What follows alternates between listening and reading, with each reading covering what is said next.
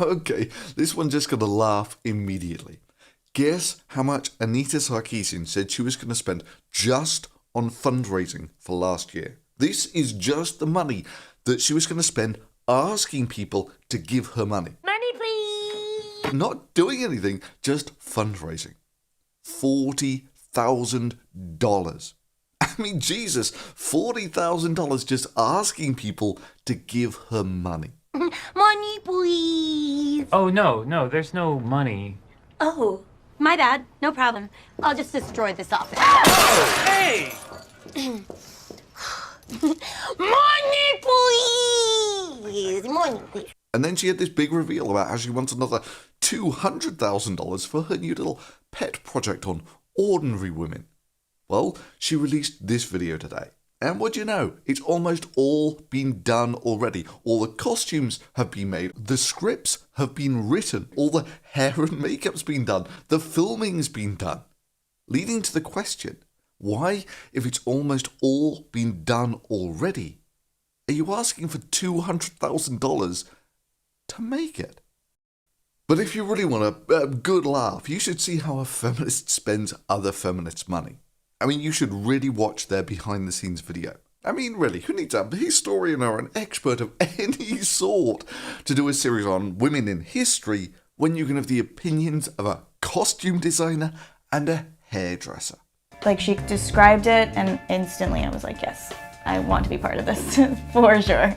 Taking a piece of history and translating it into modern day, instead of looking at Anita as my client, it's like I've got 5 different clients for today. So it was like delving into each one of their personalities and their personal styles in that time period.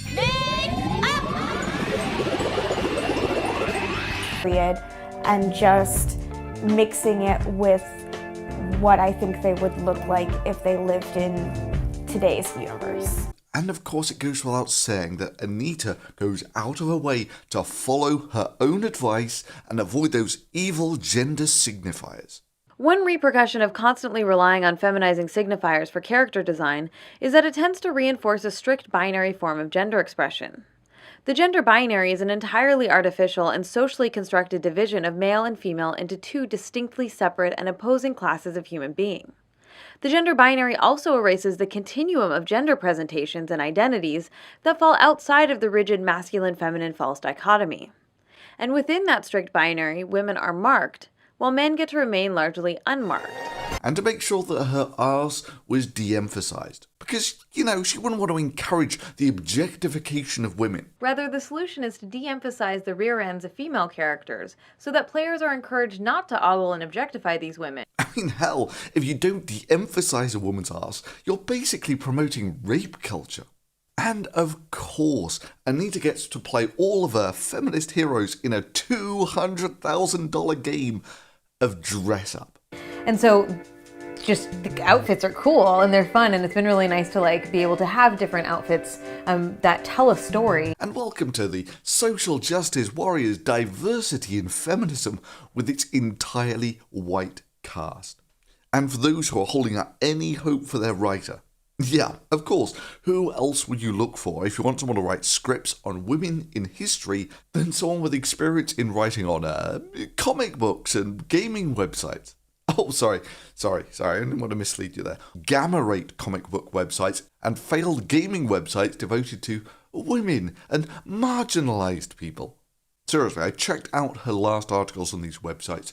Ghost town. But she's written pieces for the New York Times, right? Well, actually, it was her one and only piece for the New York Times. And guess what? It was about how great Zoe Quinn was and how evil Gamergate was. In fact, the one thing that writer is probably most famous for is being offended by a rape scene in Game of Thrones. I mean, sure, the incest didn't bother her, or the poisonings, the random murders, the people being killed with molten gold, the torture, castration, pregnant women being stabbed in the womb, beheadings, skull-crushing, eye-gouging, kids being pushed out of windows, and Sean Bean dying again. Nah, none of that bothered her at all. But a rape scene? Now that's just taking things too far when there's a perpetually offended first world feminist in the audience, which is probably one of the reasons why she is now a former editor of Wired. Let me just leave you with this glorious moment of zen of a feminist telling you how she thinks that costumes and hair and makeup tell the story of the most important women in history.